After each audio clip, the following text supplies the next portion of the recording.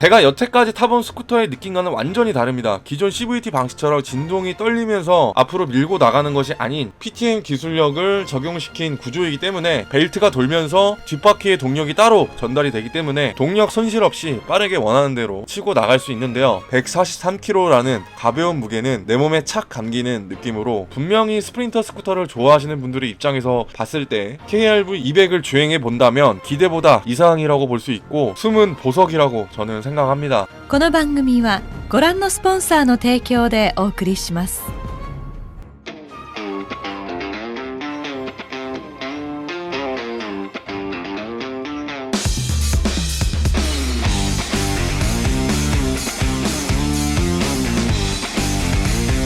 오늘은 킴코의 플래그십 스쿠터 모델인 AK550의 DNA를 이어받은 KRV200에 대해서 리뷰해보도록 하겠습니다. 제 채널에서 킹코 스쿠터를 처음으로 리뷰를 진행하는데요. 킹코 하면 제일 먼저 떠오르는 이미지는 아무래도 시대를 앞서간 디자인, 그리고 스쿠터 강국 대만의 대표 브랜드라는 점, 국내에서는 125cc 입문용 빅 스쿠터 하면 떠오르는 것 중에 하나인 다운타운이 생각이 나는데요. 킹코는 현재 전세계 유통을 위한 모터사이클, 스쿠터 ATV, 모빌리티 및 전기 자전거를 제조하는 대만의 회사입니다. 원래 혼다 모터사이클 부품을 생산하던 공장이었지만 분할된 뒤에 1963년부터 독립 노선을 걷기 시작했습니다. 1970년에 최초의 완성품 스쿠터를 생산하고 킹코라는 브랜드의 이름으로 판매를 하기 시작하면서 대만에서 가장 크고 전 세계에서는 5번째로 큰 스쿠터 제조업체로 성장했는데요. BMW C650 시리즈가 킹코 엔진이 들어가 있다는 사실은 이제는 굳이 말하지 않아도 다들 알고 계실 겁니다. 유럽에서도 인정할 정도로 그만큼 오랜 역사와 믿을 수 있는 엔진 기술력을 보유하고 있는 회사라고 볼 수 있겠습니다. 오늘 소개해드릴 KRV의 200은 국내에서 출시하자마자 뜨거운 감자로 떠올랐는데요. 바로 175cc 단기통이라는 생소한 배기량에 스포츠성이 강조된 스프린트 스쿠터입니다. 스프린터 스쿠터라니 요즘 시대와는 맞지 않는다고 생각하기 마련인데 저 또한 처음에는 그렇게 생각했었습니다. 하지만 KRV200을 처음 주행하자마자 그 생각은 눈 녹듯이 사라졌습니다. 괜한 걱정을 할 정도로 제가 생각하는 딱 이상적인 스프린터 스쿠터라고 봐도 무방할 정도로 완성도가 정말 좋다고 말씀드리고 싶습니다. 우리나라는 배달 시장의 규모가 엄청 커지면서 그만큼 편의성과 내구성을 중요시하게 되었는데 125cc를 대표하는 PCX와 MX 그리고 쿼터급을 대표하는 포르자와 엑스맥스가 주를 이루고 있는 것이 사실입니다. 국내에서 배달 대행으로 구매를 하려는 타겟층하고는 조금 거리가 먼 스쿠터라고 볼 수 있는데요. 결론부터 말씀드리면 KRV200은 가성비를 무시하고 작은 차체에 괴물 같은 스펙으로 전체 스쿠터 통틀어 몇 안 되는 개성 있는 모델이라고 생각합니다. 125cc 차체에 뛰어난 스펙과 기동성 그리고 맥시 스쿠터의 본질을 갖추고 있는 모델이기 때문에 기존의 맥시 스쿠터를 경험해 오셨던 분들 그리고 기존의 메인 바이크를 두고 세컨드 스쿠터를 찾고 계셨던 분들에게 매우 적합하며 125cc는 아쉬워서 죽어도 타기 싫은 저 같은 분들이 선택해야 할 궁극의 스프린터 스쿠터입니다.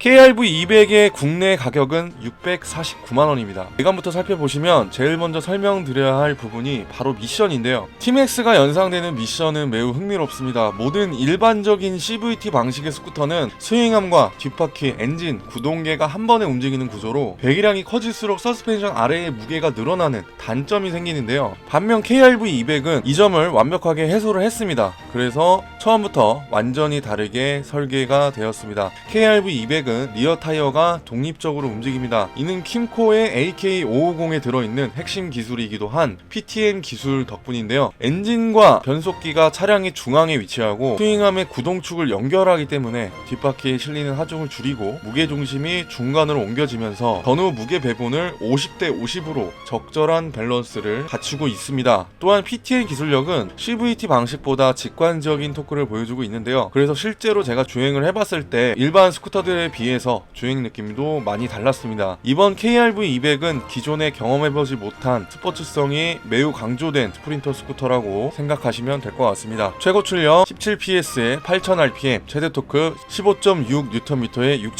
6250rpm을 나타내고 있으며 무게가 고작 143kg에 불과하기 때문에 매우 가벼운 편에 속하는 것도 큰 장점이고 무엇보다 다루기가 매우 쉽습니다. 브레이크는 보쉬 ABS를 채용했으며 최상위 등급을 사용했다고 하며 앞 디스크가 무려 270mm 웨이브 디스크, 리어는 233mm 웨이브 디스크 사양을 갖추고 있기 때문에 따로 튜닝하실 필요가 없고 브레이크가 오히려 차체에 비해서 조금 과하다고도 볼 수 있겠습니다. 리어 서스펜션은 링크식 모노 서스펜션을 채택해서 부드러운 승차감을 구현을 했는데요. 계기판은 LCD 듀얼 계기판을 채용을 했고 핸들바 가운데에는 작은 계기판이 따로 달려 있습니다. 주요 정보를 빠르게 확인할 수 있도록 TCS 등과 자유 방향시 등 그리고 엔진 경고 등 상하향 등이 표시되고 메인 계기판에는 RPM, 연료, 냉각수, 온도 게이지, 적상거리, 속도 게이지가 큼직하게 되어 있어 시인성이 매우 좋은 편에 속합니다. 제일 좋았던 점은 알루미늄 테이퍼드 핸들바가 적용되어 무엇보다 차체의 진동을 억제해주며 핸들의 높이가 매우 이상적인 높이에 속해 있다는 점입니다. 차체가 작아서 핸들이 낮으면 자세가 불편하기 마련인데 KR-V200에 딱 앉았을 때 핸들이 높다 보니 다루기 편하고 커터급 스쿠터에 앉은 것처럼 편안한 포지션을 느낄 수 있었습니다. 시트고는 795mm로 일반적인 스쿠터에 비해서 살짝 높으면 높다라고 생각을 하는데 저 같은 경우에는 딱 이상적인 시트고의 높이였습니다. 부드러운 시트는 허리를 이상적으로 받쳐주기 때문에 자세를 잡는데 방해가 되지 않고 오로지 운전에 집중할 수 있게 되어 있는데요. 리어에는 스웨이드 재질로 고급스러움을 한층 더했습니다. 헤드라이트는 LED, 면발광 테두리가 전면을 감싸고 있으며 눈매가 올라간 형태의 간결하고 심플한 디자인을 보여주고 있고 낮은 위치에 공격적인 인상을 심어주고 있었습니다. 전체 이미지를 만들어 나가는 데 있어서 전혀 호불호가 갈리지 않는다는 점이 큰 장점이었습니다. 이제는 타사 엔트리급 스쿠터들도 KR-V200의 헤드라이트처럼 어느 정도 디자인이 다 비슷하기 때문에 강렬한 인상을 심어줄 딱 하나의 무언가 포인트가 없는 부분이 조금은 아쉬웠습니다. 프론트와 대비되는 리어 테일라이트 디자인은 구형 T-Max가 떠오를 정도로 가장 마음에 드는 부분인데요. 정면에서부터 리어 카울이 닿는 부위까지 LED가 자연스럽게 연결되어 있어서 뒤로 갈수록 치켜 올라간 느낌은 스포츠성을 강조하고 있었습니다. 재밌었던 점은 대부분의 스쿠터들은 보통 오염을 막기 위해서 리어 휀더가 길게 뻗어있기 마련인데 순정으로 머드가드가 따로 일체형으로 장착되어 있고 그리고 리어 펜더가 짧게 설계되어 있어 시각적으로도 보기 좋고 한층 더 뒤태가 날렵해 보였습니다. 옆에서 봤을 때에도 LED 리어 램프가 시인성이 매우 좋게 설계가 되었습니다. 전형적인 리어 디자인의 틀을 깨고 오히려 프론트보다 계속해서 시선이 머물 수 있다는 게 정말 놀랐습니다. 제가 여태까지 본 디자인 중에서 완성도가 매우 높은데요. 재미있는 건 프론트 방향시 등이 핸들바 바로 밑에 위치해 있었다는 게 재미있었습니다. 앞 공간이 넓은 플로어 패널은 순정으로 봉질거리가 이렇게 접이식으로 되어 있어 필요시에 작은 짐을 내려놓기에도 적합합니다. 가운데 글로브 박스가 과감하게 생략되고 오픈형 수납 공간으로 나와 있는데 엔트리급 사양에만 있는 간단한 구조라서 음료나 간단한 소지품을 넣기에는 충분하지만 개별 공간이 없고 항시 오픈이 되어 있기 때문에 귀중품을 보관하는 것은 쉽지가 않습니다. 당연히 스마트키를 지원하고 특이하게 활성화 버튼을 먼저 누르고 소리가 난 뒤에 조작할 수 있었습니다. 좌측으로 돌리면 시트가 열리고 시트 및 수납 공간은 25리터로 풀페이스 1개가 거뜬하게 들어갈 정도의 공간을 잘 빼줬습니다. 우측으로 한번 돌리면 주유구가 나오는데 주유구가 핸들바 바로 아래에 있어서 주유를 할 때 내리지 않고 주유를 바로 할 수 있었고 그렇다면 본격적으로 KR-V200을 주행해 보도록 하겠습니다.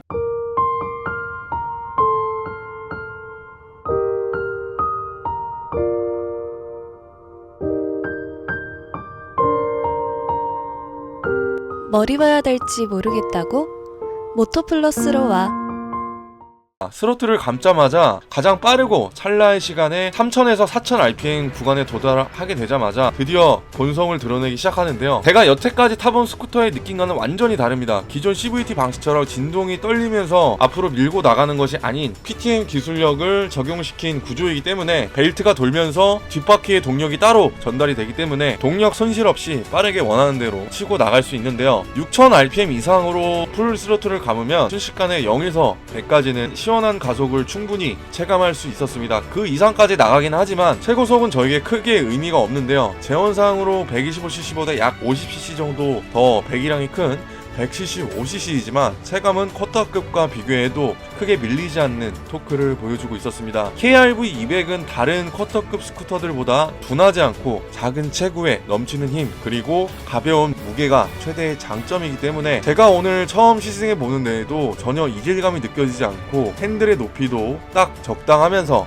143kg라는 가벼운 무게는 내 몸에 착 감기는 느낌으로 포지션이 일단 매우 편안합니다. 그만큼 도심에서 타고 다니기에 차고도 넘칠 정도의 민첩성을 지니고 있는데요. 50대 50의 무게 배분을 통해 이뤄낸 최적의 밸런스 덕분인지 코너 구간에서도 불안하지 않고 시선을 따라 안정적으로 코너를 탈출할 수 있었습니다. 무엇보다 고급 사양에만 들어가 있는 링크식 모노 서스펜션의 역할이 크게 작용을 하는데 낮게 깔아주면서 불안정한 노면이나 요철을 만났을 때에도 털림이나 흔들림 없이 라이더의 주행을 크게 방해하지 않습니다. 이 정도만 돼도 웬만한 스쿠터보다는 승차감이 월등한 것이 KRV200을 타보면 체감이 느껴집니다. 배구경 디스크 브레이크와 보쉬 ABS의 조합은 넘치는 출력만큼이나 제동 성능에도 크게 신경을 썼기 때문에 밀리거나 불안하지 않고 제동거리를 최대한 보장해 줌으로써 주행하는 데에 자신감이 크게 생깁니다. 주행하면서 TCS를 5% 해놓으면 TCS의 개입이 생기지 않기 때문에 조금 더 스릴 넘치는 주행이 가능하도록 선택할 수 있다는 것도 참 매력적입니다. KRV200을 주행하는 동안에는 계속해서 고 RPM을 유지하면서 본능적으로 달리고 싶은 욕구가 쏟아져 나오는데요. 일상적인 저 RPM에서는 한없이 온순해지는 스쿠터이지만 5000에서 6000 정도 구간만 올리면 어느새 가장 민첩하고 스릴 넘치는 작은 놀이기구가 완성이 됩니다. 제가 시승해보면서 느낀 점은 지금까지 입문자들을 위해서 수많은 스쿠터들을 소개해왔지만 KRV200은 진짜 초심자들이 가장 경계해야 할 스쿠터 중 하나라고 말씀드리고 싶습니다.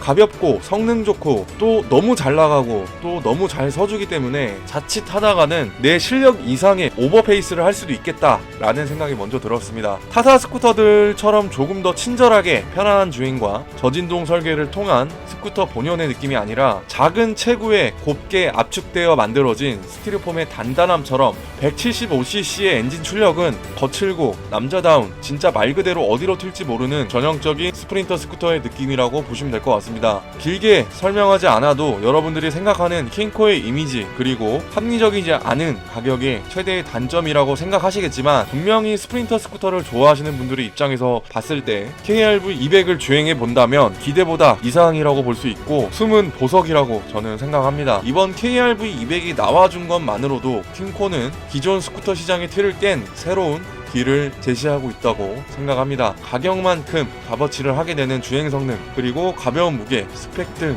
동급에서 부족하거나 절대 밀리지 않는다고 꼭 말씀드리고 싶습니다. 그리고 실제로 제가 차량을 지원받으면서 소모품 관련해서 사장님께 설명을 들어보니 브레이크 패드와 기본적인 소모품은 앞으로도 부담스럽지 않은 가격대로 유지보수가 가능하다고 하는데요. 타사 부품들이 말도 안 되게 저렴하기 때문에 오히려 비싸 보인다는 인식이 강한데 그래도 제가 제일 걱정했던 소모품 가격도 크게 나쁘지 않은 것 같아서 여러분들께 자신있게 추천을 드려도 괜찮을 것 같다는 생각을 했습니다. 기존 125cc와 동일한 보험료를 내는 것 또한 최대의 장점이라고 볼 수 있겠죠. 제 영상이 도움이 되셨다면 좋아요 한 번씩만 부탁드리겠습니다. 여러분들의 좋아요가 제가 영상을 제작하는 데 큰 힘이 되고 있습니다.